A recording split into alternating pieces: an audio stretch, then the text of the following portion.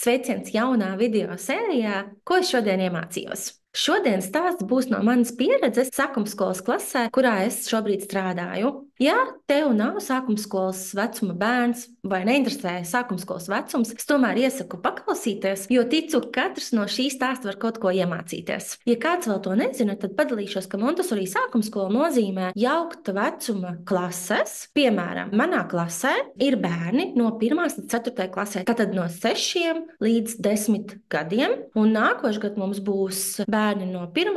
līdz 5. klasē, tātad no 6 līdz 11 gadiem. Un ir valstis, kurās sākumskola ir no 6 līdz 12 gadiem. Tajās valstīs sākumskolas klase nozīmētu no 1. līdz pat 6. klasē. Tātad tas atkarīgs no valsts, kurā skola atrodas. Ļoti gribētu jums pastāstīt par visiem plusiem jaukta vecumā klasē, bet par to noteikti citā video. Šodienas video ir par konflikta situāciju, kas notika apmēram 2 nedēļas atpakaļ, un šobrīd varbūt man sirsniņa par to vairs nesāp, jo ir jau bijušas jaunas situācijas un jauni izaicinājumi klasē, bet tā kā minēju video sākumā, ticu, ka katrs no šīs situācijas var kaut ko mācīties. Tāpēc, lai arī šī situācija vairs nav aktuāla, vēlos tomēr ar to padalīties. Katrā Montessori klasē ir noteikumi, kuri tiek izstrādāti kopā ar skolēniem mācību gada sākumā. Visi sasēžas aplī un demokrātiski izlem par šā gada klases noteikumiem. Skolotājs, protams, piepalīdz, bet kopumā bērni ir tie, kas izlem par noteikumiem, kas attiecās uz visu grupu kā kopumu. Un viens no tādiem noteikumiem ir, ka tad, kad klasē zvana mazais zvaniņš, mēs iepauzējam to, ko tajā brīdī darām, un visi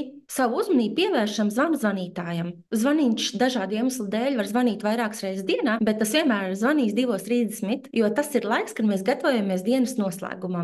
No 2:30 līdz 3 ir pusstunda laika, kad bērni nobeidz savu dienu, saraksta dienas grāmatas, kā arī sakopja klases vidi. Galvenā doma ir tā, ka tās pusstundas laikā visam jābūt izdarītam, lai 3 tie, kas iet mājās, var iet mājās, un tie, kas iet uz pagarināto grupu vai uz pulciņiem, var iet uz pagarināto grupu vai pulciņiem. Kad zvaniņš zvanīja tajā dienā, par kuru es jums šodien vēlos pastāstīt, tad 2 1. klases meitenes tieši tajā brīdī pilnā balsī risināja savas lietas, un viena skrēja ārā tā kā no klases, un otrs skrēja viņai pakaļ, un galīgi nepievērs uzmanību zvanītājam vai zvanam. Un es stāvēju viņām ļoti tuvu un čukstēju meitenes: lūdzu, pievērsiet uzmanību paziņojumam. Un vēl es turpināju teikt meitenei, kas zvanīja zvaniņu, lai viņa atnāk mums tuvāk un lūdzu vēlreiz atkārto paziņojumu speciāli šīm 2 dāmām. Un diemžēl tādos vārdos es arī to pateicu. Viena no 1. klases meitnītēm man saka: bet es dzirdēju. Uz ko es viņai atbildu: bet kā tu varēji dzirdēt, ja tu tajā brīdī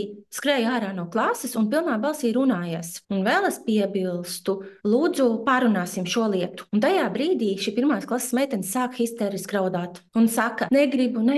Viņa turpina atkārtot: negribu. Ka viņa negrib runāties par to.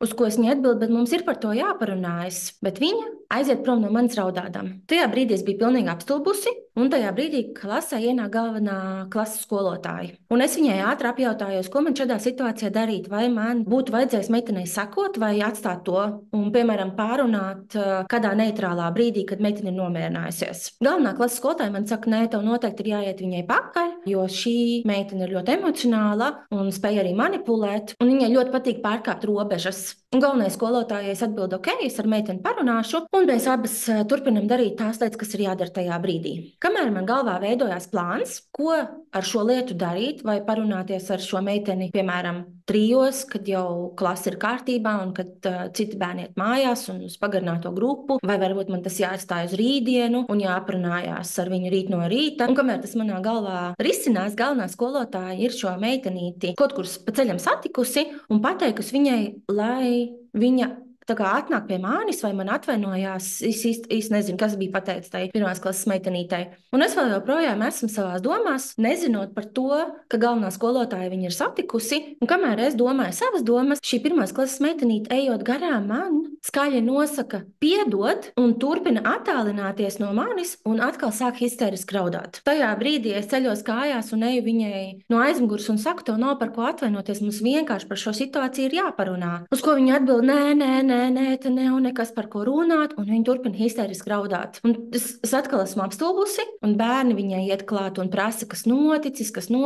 Viņa sēž turītī sarāvusies un raud, un es dzirdu, ko viņa saka bērniem, un bērniem viņa atbild, es nezinu, kas noticis. Un šis viss turpināja 30 minūtes, no 2:30 līdz 3 dienā. Kad 3 bērni pamazām sāk iet mājās, daži uz pagarināto grupu, mēs paliekam klasē gandrīz 2, jo viņa vēl joprojām sēž uz grīdas un jau vairs tā kā neraud, bet tāpat saprot, ka tā situācija līdz galam nav izrisināta un arī laikam īsti nezinu, ko darīt tālāk. Un iepriekš jau es biju noskaidrojis, ka viņa 3 neiet mājās, ka viņa šodien paliek pagarinātajā grupā. Kad es atkal cenšos ar viņu runāt, viņa turpina teikt, nē.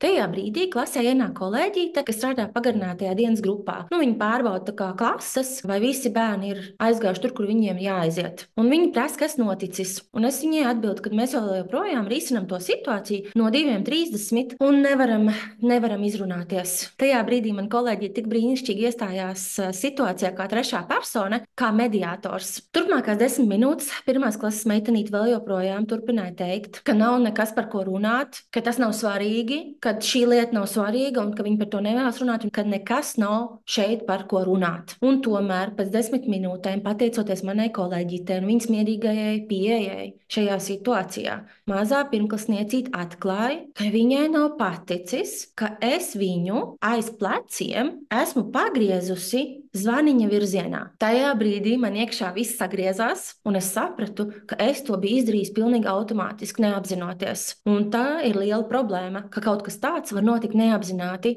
jo līdz tam es to nebiju atcerējusies. 40 minūtes bija pagājušas kopš tā notikuma, un man tas pilnīgi nebija ienācis prātā. Tajā brīdī es piecēlos, es piegāju abām klāt, atvainojos meitenītei un teicu, ka tas nav ok, un paldies, ka viņa to izstāstīja, un lai viņa lūdzu vienmēr runā un saka stop, saka man nepatīk. Es patiešām centos no sirds atvainoties. Tajā brīdī man kolēģi pateica tā, jums ar Madaru abām ir darbiņš. Tev ir darbiņš trenēties, runāt un izteikties, un Madarai ir darbiņš apdomāt savu rīcību un atrast veidu, kā lietas darīt savādāk. Tajā brīdī es jutos tik briesmīgi. Mazliet vēlāk tajā dienā kolēģīte man teica, ka viņš šo metodi paņems sev, jo kādreiz vajag to trešo cilvēku, to mediātoru, lai 2 dusmīgi aizskarti cilvēki spētu izrunāties. Vēlreiz pārunājām šo situāciju ar kolēģi, izstāstīju to galvenajai skolotājai, jo es jutos tik slikti, ka gribēju, lai kāds man pasaka, ka būs labi,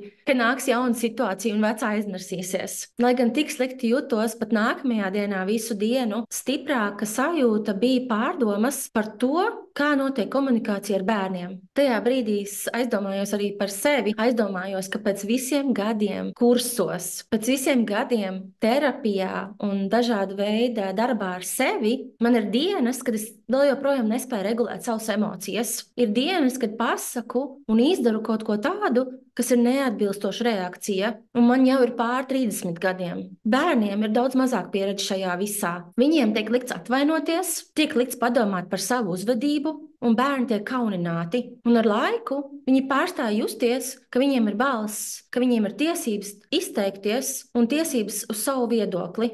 Viņi pārstāja izteikt to, kas viņiem nepatīk, vai viņus satrauc. Un cik ir šādu bērnu, kas ar laiku iemācās, ka viņu viedoklis nav pareizs un nav svarīgs. Un tā dzīves laikā papilītei viņi krāj iekšā sevī šos notikumus, šīs situācijas, un kāds izpauž pieaugušo dzīvē. Mēs prasām no pieaugušajiem, lai viņi par sevi pastāvētu, lai viņi mācētu runāt, lai viņi mācētu izteikties par dažādām situācijām, lai pieaugušie mācētu komunicēt. Un mēs šausminamies par saviem kolēģiem, par saviem draugiem, par paziņām. Mēs skatāmies, kā viņi dzīvo savu dzīvi, un šausminamies, ka viņi nespēja uzņemties atbildību, ka viņi nespēja par sevi pastāvēt, vai ka viņi ir briesmīgās attiecībās. Bet kā lai viņi šīs situācijas risina, ja viņiem nav bijusi pieredze, ja viņiem tas ir bijis liekts, kad viņi auga, kad viņiem bērnībā ir iemācīts, ka labāk ir paklusēt, jo tam, kam ir lielāka vara, piemēram, skolotājam, ir taisnība. Ar spēju runāt un komunicēt un risināt konfliktus neviens nav piedzimis. Šīs spējas mēs varam attīstīt tikai caur pieredzi. Un ja bērnībā, ja augot mums nav bijusi šāda pieredze,